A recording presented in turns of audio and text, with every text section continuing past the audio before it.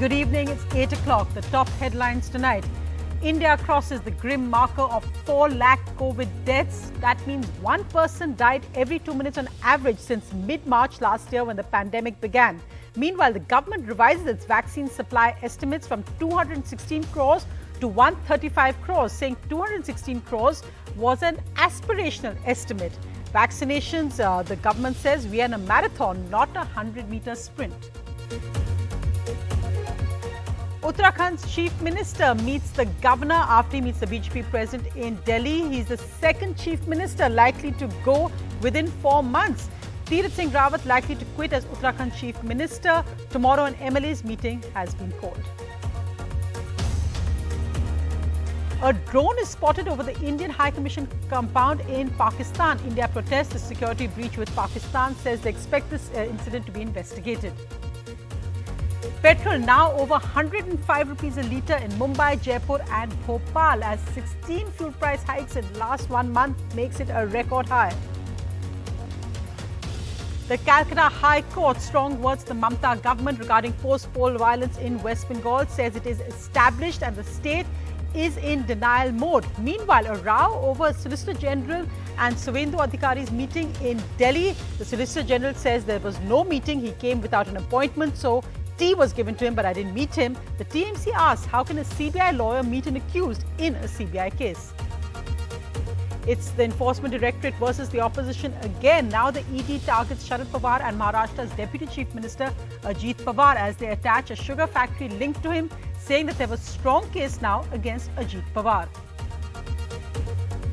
Punjab's power crisis. People sweat it out as factories, offices and farming is hit. But Navjot Singh Sidhu attacks the Chief Minister publicly once again. Meanwhile, his unpaid power bills are also released.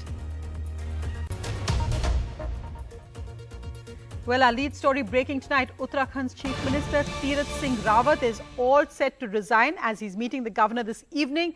Akhilesh, so well, the second Chief Minister of Uttarakhand likely to go within a few months.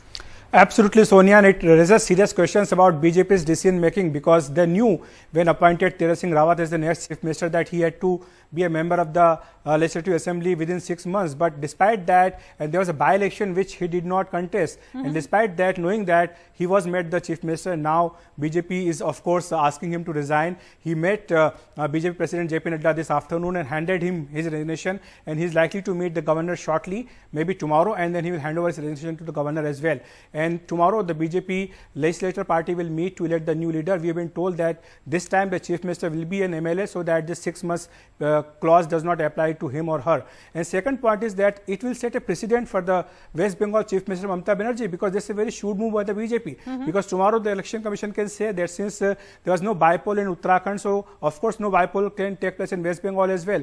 And Mamata Banerjee also, she is not a member of the Legislative Assembly, so she has to be a member within 6 months. So this will be also be a tough may well be that you have Uttarakhand Assembly elections in the next 1 year, which you don't have in West Bengal. Yeah. But you're right that it is politically, of course, a shrewd move, though the BJP also facing anti-incumbency, so worried about the seat they would field him from as well. But as you pointed out, that the second Chief Minister, about the BJP's decision making, but Mr. Rawat had a lot of controversies, whether it was about the Kumbh Mela, the handling of it, also his various foot in the mouth remarks. So in that sense, the BJP may be relieved to change the Chief Minister before those crucial Assembly elections.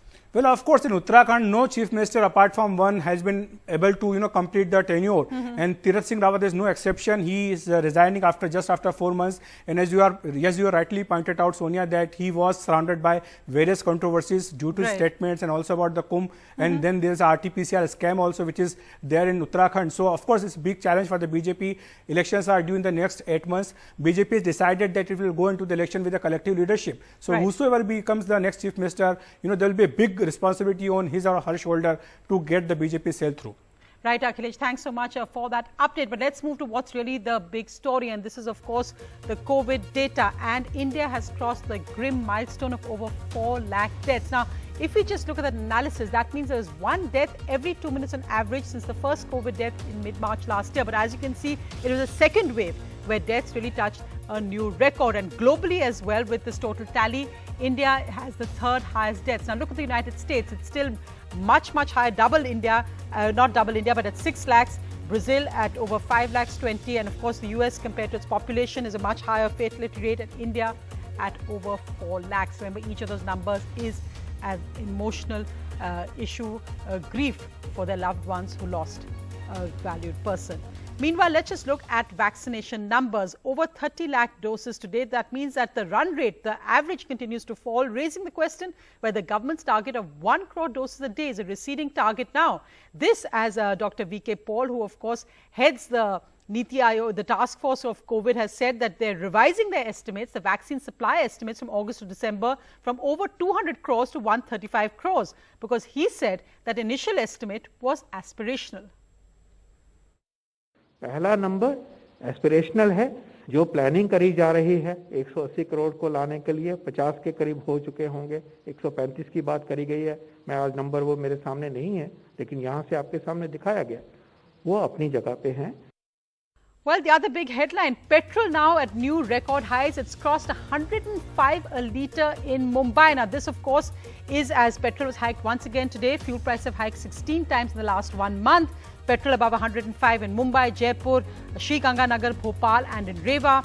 Petrol also above 100 rupees a litre in Patna, Bengaluru, Hyderabad and Chennai, and near 100 rupees in Delhi and Kolkata. Well, the Calcutta High Court had strong words for the Mamata Banerjee government today regarding post-poll violence. The Calcutta High Court said that this post-poll violence was a reality, and they granted NHRC's plea for more time to probe complaints. They also said that the state was in denial mode and had been caught on the wrong foot. They said that sexual violence against women and minors was a reality, and all cases must be registered by the state police. Well, really the main focus, however, today has also politically been on a controversial report of a meeting between the Solicitor General of India, Tushar Mehta, and the BJP's leader of opposition in West Bengal, Suvendu Adhikari. What's controversial is the fact that Suvendu Adhikari, who was in Delhi and went to Tushar Mehta's house, is an accused in a CBI case looking into bribery allegations. Now, Mr. Tushar Mehta actually represents the CBI in court. The TMC said this is a gross breach of propriety and has asked the Prime Minister to ask him to quit. Tushar Mehta says Suvendu Adhikari came but only had a cup of tea and didn't meet him. A video of Shubhendu Adhikari apparently arriving at the Solicitor General Tushar Mehta's office-cum-residence in Delhi. The catch? Adhikari, who is the leader of opposition in West Bengal, is also a key accused in the Narda bribery case and the Sharda chit fund case, which the CBI is probing. Tushar Mehta is the CBI lawyer in these cases. How can an accused meet the investigating agency's lawyer? The video, shared by TMC MP Abhishek Banerjee, puts a question mark over Mehta's claim that the Adhikari visit was unannounced. Like Mehta, Adhikari denies any meeting, though he doesn't deny going to the residence.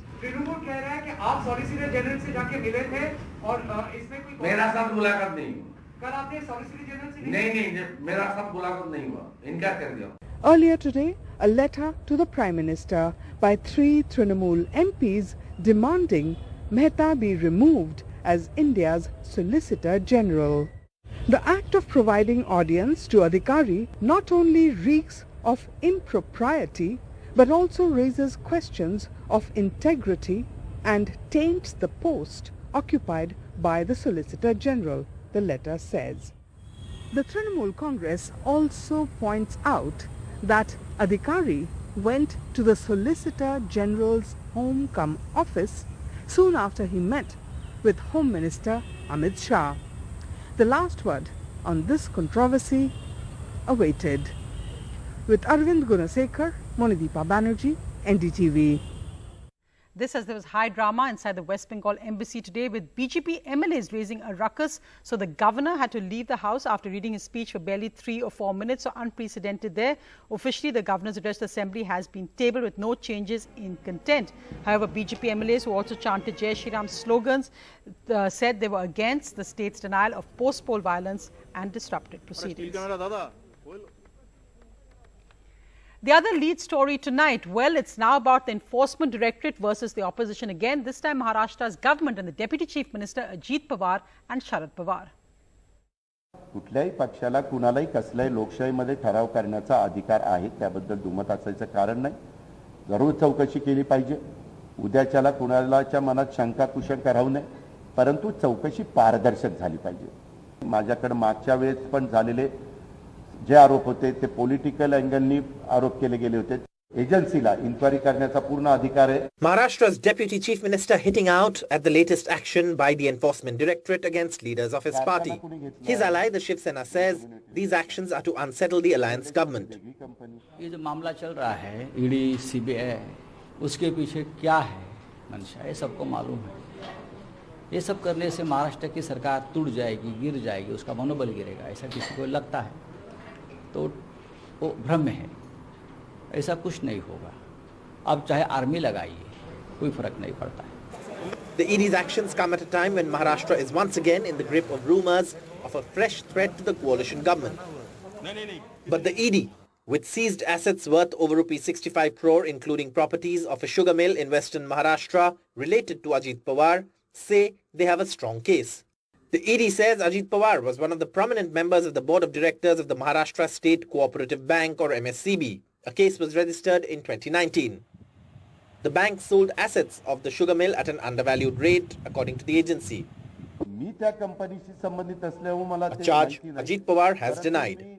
In fact, the ED's fresh action seems to be also directed at senior Pawar. In 2019, the NCP chief Sharad Pawar, his nephew Ajit Pawar and others were mentioned in an ECIR registered by the Enforcement Directorate in connection with the Maharashtra State Cooperative Bank scam. Sharad Pawar had offered to come here to the ED office, appear before the agency and record his statement in the case as soon as it was registered in 2019.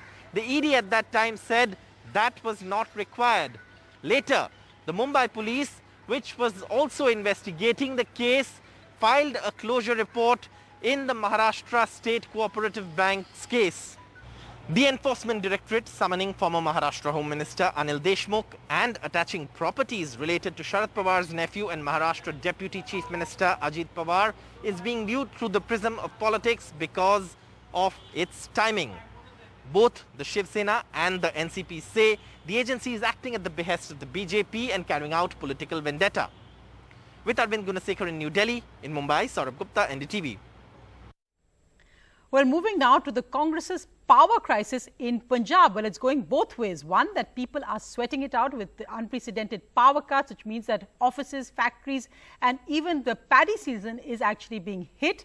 This as Navjot Singh Sidhu, Congress rebel leader who was tipped to be PCC chief, tweeted publicly once again against the Chief Minister Amrinder Singh. Meanwhile, sources have released Navjot Singh Sidhu's electricity bills, where he apparently hasn't paid for months and has unpaid bills of nearly 9 lakhs. Protests across Punjab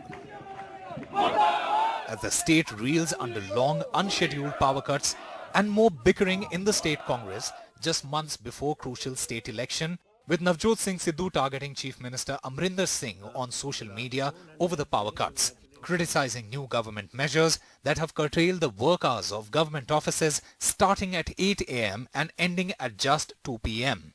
The government has also advised against using ACs. बिजली ना होने की वजह से लोग इतने परेशान हैं कि पूरी रात सड़कों पे घूमते हैं और इनके लोग अपने मस्ती मार रहे हैं. Protests from farmers too, who are not getting 8 hours of uninterrupted power supply, crucial in this paddy sowing season. But why are lights out in one of India's most prosperous state? The Punjab government says maximum power demand has touched 14,225 megawatt in this intense summer. But Punjab can supply only around 12,800 megawatts of power. The delayed monsoon, low water table. Power supply from hydel stations has dipped due to low water levels in the reservoir. पिछले 4 सालों हौली तुम देखते हो आ system खराब हुंदा गया आज हालात इन्नी माड़ी हो गई है किसान दी खेती फसल मैं जाके देख के आया कि जो झोना लाया सी सुक गया. We are here to solve the Punjab दे जितने भी प्रॉब्लम्स हैं साढ़े 90 लाख कंज्यूमर्स हैं. हमारा यही कोशिश है कि उनको एक quality power they. Already under fire for not delivering on pre-poll promises, the ongoing power crisis is going to make things tough for Chief Minister Captain Amrinder Singh and his state government. People are now expecting that the government will make some alternate arrangement to ensure proper power supply in the state as mercury continues to soar in Punjab. In Chandigarh, Mohammad Ghazali for NDTV.